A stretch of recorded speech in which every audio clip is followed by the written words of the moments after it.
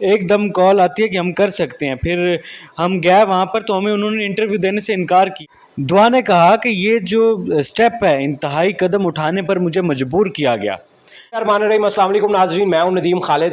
ناظرین، دعا زارہ کا انٹرویو کرنے والے دوسرے یوٹیوبر عمران علی تھے، اور عمران علی نے اپنے یوٹیوب چینل ہم ڈیجیٹل پر ان کا انٹرویو کیا تھا، اور اب ہم عمران کی زبانی یہ سننے کی کوشش کریں گے کہ یہ سارا ماجرا یہ کس طرح بیان کرتے ہیں۔ پہلے یوٹیوبر کا تو ہم نے انٹرویو کر لیا تھا، اب ان کی زبانی بھی سنتے ہیں کہ یہ اس ساری کہانی کو کس طرح دیکھتے ہیں۔ عمران، سب سے پہلا سوال بڑا بنیادی سوال ہے، جو 3 یوٹیوبر کا انتخاب کیا گیا، آپ بھی ان 3 یوٹیوبرز میں تھے، ان 3 یوٹیوبرز کا انتخاب کس بنیاد پر کیا گیا تھا؟ کیسے صرف ان کو انٹرویو دیا گیا جبکہ پولیس ان کو جب ڈھونڈ رہی تھی وہ پولیس کو نہیں ملے تھے، والدین ملاقات کے لیے ترس رہے تھے، والدین کو دعا نہیں مل رہی تھی، ان کو وقت جو دیا گیا وہ بھی 5 منٹ کے لیے وقت دیا گیا، تو آپ لوگوں کو اتنا وقت کیسے دیا گیا؟ یہ سب سے پہلے تو ہمارا انتخاب نہیں کیا گیا۔ ندیم بھائی، آپ بھی صحافی ہیں، آپ کے بھی ریسورسز ہیں، بہت سارے سورسز سے ہوتے ہوئے آپ کسی بھی کیس پر پہنچتے ہیں۔ ہمارا انتخاب نہیں کیا گیا، ہم نے محنت کی ہے، 2 مہینے ریسرچ کی ہے۔ ریسرچ کرنے کے بعد کوشش کرتے رہے کہ ون سائیڈڈ انٹرویوز ہوئے جا رہے ہیں۔ ہم کوشش کر رہے تھے کہ اس طرف سے ظہیر یا دعا کا انٹرویو کر کے ہم حقائق کو عوام تک پہنچائیں۔ اب سے کچھ دن پہلے، 1 منتھ سے زائد ہو گیا کہ ہم نے شبیر صاحب کا انٹرویو کیا تھا، جو ظہیر کے بھائی ہیں، تو اس وقت بھی شور مچایا گیا تھا کہ باقی میڈیا والوں کو کیوں نہیں دیا جا رہا۔ تو باقی میڈیا والوں کو کیوں نہیں دیا جا رہا، میں یا میری باقی جو ساتھ گئے تھے، ہم ان کے مینیجر تو ہیں نہیں کہ باقی میڈیا والوں کو پکڑ کے کہیں کہ یہ جی انٹرویو کریں، یہ جی انٹرویو کریں۔ باقی رہی دعا کی ان کے والدین سے ملاقات کے حوالے سے بات، تو دعا سے میری جب بات ہوئی کہ عدالت میں آپ کو 10 منٹ کا ٹائم دیا گیا تھا، تو آپ نے 5 منٹ ملاقات کیوں کی ہے؟ آپ کو تو 10 منٹ ملاقات کرنی چاہیے تھی۔ دعا کہتی ہے کہ 5 منٹ ملاقات جب میں نے کی تو میرے والدین مسلسل مجھے یہ اصرار کر رہے تھے، مجھے اکسا رہے تھے کہ میں عدالت میں جا کر دوبارہ بیان دوں کہ میں والدین کے ساتھ جانا چاہتی ہوں، جس پر میں نے انکار کیا اور میں نے کہا کہ میں واپس آپ کے ساتھ جانا چاہتی ہوں، لیکن اس صورت میں جب آپ مجھے اور میرے ظہیر کو اور میرے اس رشتے کو ایکسیپٹ کریں گے، ہمارے ساتھ صلح کریں، ظہیر کو آپ اپنا داماد ایکسیپٹ کریں، میں آپ کے ساتھ آپ کے گھر جانے کے لیے تیار۔ اور مجھے یہ بتائیں، جو آپ کا سورس تھا اس نے جب آپ سے رابطہ کیا تھا انٹرویو کے لیے، یا آپ نے خود ان سے رابطہ کیا تھا؟ اور یہ ٹائم لائن اپ جو ہوا تھا، یہ ٹائم لائن اپ کس طرح آپ کا ہوا تھا؟ آپ کے سورس نے آپ کو ایک دم کال کی تھی کہ اس مقام پر پہنچ جائیں، یہاں پر انٹرویو ہے؟ کیا انداز تھا اس انٹرویو کا، وہ ذرا ہمیں بتائیں۔ دیکھیں، محنت تو ہم 2 ماہ سے کر رہے تھے، یہ نہیں ہے کہ ایک دم ہو گیا تھا، رابطہ ہمارا مسلسل تھا ایک سورس کے ذریعے ان کے ساتھ، اور ہم نے مسلسل کوشش کی تھی کہ ہم سب سے پہلے کر لیں۔ بہت زیادہ لیٹ جا کے کیا ہے، اس کا تھا کہ بہت زیادہ لیٹ ہو رہا ہے، ہم کسی طریقے سے حقائق کو عوام تک پہنچانا چاہتے تھے، اور پھر ہم انکار کر دیا؟ وہ کہہ رہے تھے کہ ہم میڈیا پہ نہیں ابھی شو ہونا چاہ رہے۔ ہم نے کہا کہ آپ میڈیا پہ شو ہوں، اگر آپ سچے ہیں، اگر آپ کا کیس سٹرونگ ہے تو آپ میڈیا پہ شو ہوں، آپ کو ہونا چاہیے شو۔ ہمارے یہ بھی کہا گیا کہ دعا جو ہے وہ خود انٹرویو نہیں دینا چاہتی تھی، وہ صرف خاتون جو یوٹیوبر تھی زنیرہ، صرف اسی کو انٹرویو دینا چاہتی تھی، آپ لوگوں کو وہاں انتظار کرنا پڑا۔ ایسی بات نہیں ہے، دعا کسی کو بھی انٹرویو دینے کے لیے تیار نہیں تھی، وہ چاہ رہی تھی کہ ظہیر اور اس کی والدہ کا کر لیا جائے، میں ابھی سائڈ پہ بیٹھی رہوں، میں اپنے والدین کا کسی بھی بات، کوئی بھی ایسی بات نکل جائے جس سے میرے والدین کی دل آزاری ہو، میں وہ نہیں کرنا چاہ رہی، میں نے پہلے ہی والدین کی دل آزاری کی ہوئی ہے۔ وہ شاید یہ باتیں اس کے ذہن میں چل رہی تھیں جس کی وجہ سے وہ میڈیا کو فیس ابھی نہیں کرنا چاہ رہی تھی۔ ہم نے پھر بھی کنونس کیا، ہم نے بہت ساری چیزوں میں اس کو سمجھایا اور کنونس کرنے میں کامیاب ہوئے، اور بعد میں اس کا انٹرویو کیا اور پوری قوم کے سامنے۔ اور اس کے بعد بہت سارے ولاگرز نے یہ کہا کہ یہ پیڈ انٹرویو تھا، یہ سکرپٹڈ انٹرویو تھا، بہت ساروں نے یہ بھی کہا، 1-2 ولاگر تو مجھے ہنسی آ رہی تھی کہ یہ کہہ رہے تھے کہ عمران کے گھر آئے رات کو، اسے اٹھایا اور زبردستی لے جا کر گن پوائنٹ پر انٹرویو کروایا گیا سکرپٹڈ۔ میں تو بڑا حیران تھا کہ لوگ کس طریقے سے باتیں کر رہے ہیں اور عوام کو ہمارے خلاف ورگلا رہے ہیں۔ تو عمران، مجھے یہ بتائیں، جب آپ نے انٹرویو کیا تو انٹرویو میں جو گدی رکھی گئی تھی دعا کے نیچے، اس کے رکھنے کا کیا مقصد تھا؟ اس کے اور میک اپ جو کہہ رہے ہیں لوگ، یہ لوگ بہت سارے اعتراض کر رہے ہیں، تو آپ تو موقع پر وہاں پر موجود تھے، آپ کے سامنے ہی زنیرہ کا انٹرویو ہوا یا دوسرا، تو سب سے پہلے تو مجھے یہ بتائیں کہ وہ گدی رکھنے کا مقصد کیا یہی تھا کہ اس کی عمر زیادہ دکھائی جائے؟ बिल्कुल ये मकसद नहीं था। नदीम भाई, अक्सर हम कहीं भी इंटरव्यू करने जाते हैं तो हमारी कोशिश होती है कि यार चीज़ें बैलेंस हो जाएँ। अभी जैसे मैं इस सोफ़े में बैठा हूँ, धँसा हुआ हूँ, अब हमारे पास इधर गद्दी होगी तो हमारी कोशिश होगी गद्दी रख दूँ ताकि मेरी कमर सीधी हो जाए। गद्दी रखने का सिर्फ़ ये मकसद था जिसे बढ़ा-चढ़ा कर पेश किया गया। तो मुझे ये बताएं कि वहाँ पर जब आपने इंटरव्यू किया, और पहले तो मुझे ये बताएं, ज़ुनैरा का जब इंटरव्यू हो रहा था उस वक्त आप कहाँ मौजूद थे? मैं बाहर बैठा हुआ था साइड पर। सेन में या उसी कमरे में? उसी कमरे में साइड पर बैठा हुआ था। अच्छा, साइड पर बैठे हुए थे। तो मुझे ये कुछ वहाँ पर अनयूजुअल चीज़ें भी कुछ हुई, वो भी आप बताएंगे? किस कोई तरह की थी वहाँ पर, आपको वहाँ इन्वायरमेंट कैसा लगा, वहाँ पर चीज़ें किस तरह आपको नज़र आईं कि सब कुछ मामूल के मुताबिक था, नॉर्मल था, या जिस तरह बहुत सारे लोग शक का इजहार कर रहे हैं कि वहाँ पर कोई गैंग काम कर रहा है, तो या इस तरह का वहाँ इन्वायरमेंट माहौल लगा आपको? कुछ लोग मौजूद थे और भी? नदीम भाई, सब लोग ये सुनना चाहते हैं कि मैं अपने मुंह से ये अल्फाज निकालूं कि वहाँ पर गैंग मौजूद था।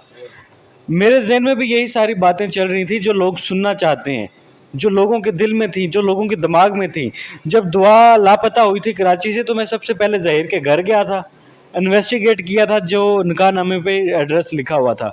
उसके बाद मुसलसल मेरे जहन में भी यही बातें थी कि शायद अगवा का केस हो, शायद अगवा का केस हो। फिर जब इस इंटरव्यू के लिए मैं गया तो मेरे जहन में फिर यही बातें चल रही थी कि शायद मुझे वहाँ जाके कुछ अनोखा नज़र आए, कुछ ऐसी चीज़ नज़र आए जिससे मैं इन्वेस्टिगेट करने के बाद लोगों को बता सकूं कि यार वाकई दुआ जो है वो मुश्किल में है, दुआ के साथ जो पूरी कौम खड़ी हुई है वो सही खड़ी हुई है। मैं जब वहाँ पर गया तो पिज़्ज़ा पार्टी चल रही थी, जिसे देख के मुझे हैरानगी हुई कि लोग और अदालत में ये सदाएं देते हुए हमें नज़र आए कि हमारी बेटी को अगवा किया गया है। लोग भी उनके इस नारे के पीछे खड़े होकर यकजा होकर नारा लगा रहे थे कि दुआ को अगवा किया गया, लेकिन वहाँ जाकर अगवाकार गैंग का कहीं दूर दूर तक कोई ताल्लुक नहीं नज़र आया। मैंने फिर भी इधर उधर देखने की बड़ी कोशिश की कि शायद मुझे कुछ ऐसा नज़र आ जाए, लेकिन कुछ ऐसा अगवा वाला तो सीन नज़र नहीं आया। लेकिन 2 बैग मुझे नज़र आए। वो मैंने जब बैग बार बार असरार किया कि मुझे खोल के दिखाएं तो उसके अंदर से नूडल्स और चिप्स निकले। उसमें स्नैक्स थे और नूडल्स थे? जी। और वो किस लिए थे? वो इसलिए थे, मैंने बाद में उनसे पूछा कि ये किस लिए, दुआ को क्यों फास्ट फूड या नूडल्स या चिप्स पे ही रखा गया है, खाना क्यों नहीं खिलाते? तो उन्होंने कहा कि दुआ की वालदा का भी ये बयान आ चुका है कि मेरी तो बेटी खाना खाती नहीं है, वो तो चिप्स, बोतल, फास्ट फूड, पिज़्ज़ा, बर्गर इस तरह की चीज़ें खा के ज़िंदगी गुजार रही है, जी रही है। और इसी तरीके से इन्होंने भी कहा कि वो ये चीज़ें खाती है, इसीलिए उसके शौक़ को देखते हुए हमने ज़्यादा तादाद में ये चीज़ें अपने पास रखी हुई हैं कि दुआ का जब दिल करे वो ये चीज़ें खा के अपना पेट भर सके। क्या इस सब का ये मकसद तो नहीं कि दुआ को ये इसमें रखना कि तुम्हें यहाँ पर भी सारी चीज़ें मिल रही हैं? और क्या ज़हीर की फैमिली इतनी वेल ऑफ है कि ये सारी चीज़ें वो अफोर्ड कर सकती है? नदीम भाई, ये चीज़ें इतनी महंगी नहीं है कि उसकी फैमिली अफोर्ड नहीं कर सकती। पिज़्ज़े अगर हों, रोज़ाना की बुनियाद पर अगर पिज़्ज़े खिलाने पड़ें, स्नैक्स रोज़ाना की बुनियाद पर लाने पड़ें, नूडल्स लाने पड़ें, तो ये एक आम खाने से कई गुना ज़्यादा महंगी हैं। बिल्कुल आप ठीक कह रहे हैं, लेकिन जहाँ तक मेरी इस केस में इन्वेस्टिगेशन है, मैंने पूछ की उनसे तो उन्होंने मुझे यही कहा कि ज़हीर अच्छा खासा कमाता है और वो उसकी जो कमाई है वो अभी बंद नहीं हुई, क्योंकि उसका जो कमाई का सोर्स है वो ऑनलाइन मोबाइल की सेल परचेज़ है, जो कि घर बैठे भी कर सकता है और वो चीज़ें वो कर रहा है। वो अभी भी उतना ही पैसा कमा रहा है जब वो आम रूटीन में जितना कमा रहा था। तो वहाँ पर आपको इसके अलावा कोई अनयूजुअल इस तरह की एक्टिविटी नज़र नहीं? इस तरह की कोई चीज़ नज़र नहीं आई। अलबत्ता मैंने दुआ से जब अलग बैठकर अलग से थोड़ी सी बात करने की कोशिश की और मैंने कहा कि दुआ, आपके वालिदैन रोते हुए नज़र आ रहे हैं, पूरा मीडिया उनको दिखा रहा है, तो आप अपने वालिदैन से क्यों नहीं मिल लेती? एक दफ़ा मिलकर उनसे बात तो करें। तो दुआ ने कहा जब मेरी अदालत में मुलाकात हुई तो बार-बार मुझे इसरार कर रहे थे। 10 मिनट का टाइम था, बार-बार मुझे ये इसरार कर रहे थे कि आप हमारे हक़ में बयान दे दो, आप हमारे हक़ में बयान दे दो। जिसके बाद मुझे अब ज़्यादा नहीं हो रहा था, क्योंकि मैंने उनसे कहा कि सुलह कर लें, मैं आपके साथ जाने को तैयार हूँ, आप ज़हीर को एक्सेप्ट कर लें। उसके बाद फिर बार-बार मुझे उकसाया जा रहा था, तो उसके बाद जो 10 मिनट का टाइम था वो 5 मिनट में तब्दील हो गया। दुआ के बारे में ये भी कहा जा रहा है कि वो कम उम्र अभी बच्ची है, वो अपने फ़ैसले इस तरह जो फ़ैसले अभी उसकी इतनी उम्र नहीं है कि वो समझी में कुछ फ़ैसले कर सके। तो आपको उससे बात करके इंटरव्यू के दौरान क्या सेंस क्रिएट हुई कि वो इतनी समझदार है कि उसे सारी चीज़ें बड़े अच्छे तरीके से मालूम है, जो वो ये गलत स्टेप उठा गई है इसका उसे बिल्कुल इदराक है? دعا سے میری جب بات ہوئی کہ ایک چھوٹی سی بچی اس طرح کا سٹیپ کیسے اٹھا سکتی ہے، بہت ساری مثالیں ہمارے پاس موجود ہیں کہ اتنا لمبا سفر ایک چھوٹی بچی کے لیے یا ایک میچور خاتون کے لیے بھی کراچی سے لاہور کا بڑا مشکل ہوتا ہے، آپ کے سامنے ہے موٹر وے کے۔ دعا نے کہا کہ یہ جو سٹیپ ہے انتہائی قدم اٹھانے پر مجھے مجبور کیا گیا، کس نے مجبور کیا؟ اس کے والدین نے مجبور کیا۔ میں والدین کو برا نہیں کہوں گا، والدین کے ساتھ میری ہمدردیاں بھی ہیں، وہ بیٹی کے باپ ہیں، میں بھی ایک بیٹی کا باپ ہوں، میں ان کو ڈیگریڈ نہیں کر رہا، نہ میں ان کی دل آزاری کرنا چاہتا ہوں، جو حقیقت ہے اسے قوم کے سامنے لانے کی کوشش کر رہا تھا۔ میں صحافی نہیں ہوں، یوٹیوبر ہوں، لیکن میں صحافیوں کو فالو کرتا ہوں، میری کوشش ہوتی ہے کہ میں حقائق کو سامنے لے کر آؤں، جو حقیقت ہے وہ لوگوں کے سامنے رکھوں تاکہ میرا معاشرہ برائی کی طرف نہ جائے، اچھائی کی طرف جائے۔ تو اس سے جو قوم کی جو بیٹیاں ہیں، جو دیکھنے والی لڑکیاں ہیں، جس طرح ان کو ہیرو بنا کر پیش کیا گیا، دعا کو اور ظہیر کو محبت کا ایک ایسا جوڑا دکھایا گیا جو کہ کامیاب محبت کا ایک جوڑا جس طرح دکھایا جاتا ہے، تو اس سے تو قوم کے ذہن میں یا بچیوں کے ذہن میں کوئی اچھا امپیکٹ تو نہیں نہ گیا؟ بالکل میں یہ کہتا ہوں ندیم بھائی کہ یہ ہمارے معاشرے کے لیے دونوں کردار کوئی عظیم کردار نہیں ہے، ان کو یاد رکھنا ضروری نہیں ہے، ان کو ختم کر دینا ضروری ہے، اور جتنی جلدی ختم کر دیا جائے اتنا بہتر ہے۔ ہم سے کیا مراد ہے؟ اس فیصلے کو، اس پر ایک دونوں فیملیز کو بیٹھ کر مل جل کر ایک ایسا فیصلہ کرنا چاہیے جس سے یہ کیس ختم ہو جائے اور اسے قومی مسئلہ نہ بنایا جائے۔ اگر قومی مسئلہ بنے گا تو یہ کیس اسی طریقے سے میڈیا پر رلتا رہے گا، ہر بندہ اس کے والدین کی بھی عزت اچھالتا رہے گا، اس لڑکی کی بھی عزت اچھالتا رہے گا۔ انہوں نے کوئی اچھا قدم نہیں اٹھایا، میں اس کو اپریشیٹ نہیں کرتا، لیکن کیونکہ نکاح ہو گیا ہے، نکاح سنت رسول ہے، تو نکاح کو توڑنے کی باتیں کرنا شیطان کا عمل ہے، اور میں اس شیطانی عمل میں کسی بھی صورت شامل نہیں ہو سکتا۔ تو جو جامع شیریں کی ایک بوتل اور 2 گلاس وہ بھی آپ کے سامنے ہی رکھے گئے ہوں گے وہاں پر، وہ کتنی دیر پڑے رہے؟ آپ کے انٹرویو میں ہمیں نظر نہیں آیا، کیا وجہ تھی اس کی؟ دیکھیں وہ زنیرہ کا ایک پرسنل ہو سکتی ہے چیز، ذاتی فیل تھا اس کا ذاتی ہو سکتا ہے، اس میں میرا وہ کوئی عمل دخل نہیں تھا۔ جب میں نے انٹرویو کیا تو میں نے ہٹا دیا، اور مجھے بعد میں ہو رہا تھا کہ شکر ہے یار یہ ٹیشو کا ڈبہ جو پڑا ہوا تھا اس کا کوئی شور شرابہ نہیں کر دیا گیا۔